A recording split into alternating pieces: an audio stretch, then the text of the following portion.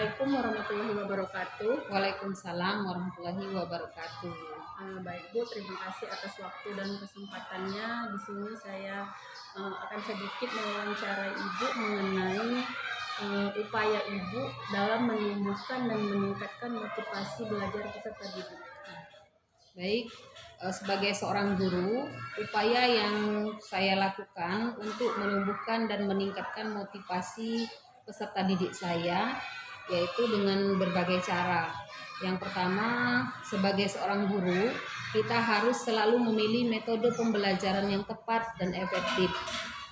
Juga dapat meningkatkan motivasi belajar siswa dengan metode dan pembelajaran yang kita pilih tersebut.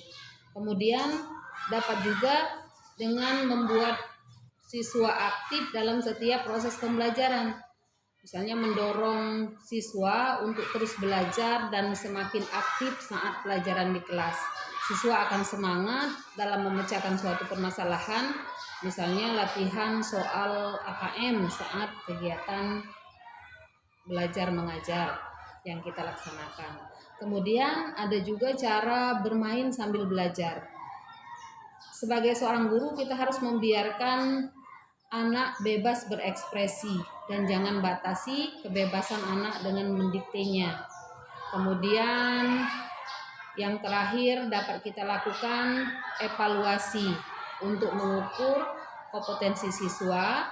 Kita sebagai guru harus melakukan evaluasi secara berkala. Evaluasi dapat dilakukan untuk mengukur keefektifan pembelajaran selama ini. Hasil evaluasi terhadap siswa akan menunjukkan hasil dari pembelajaran itu sendiri.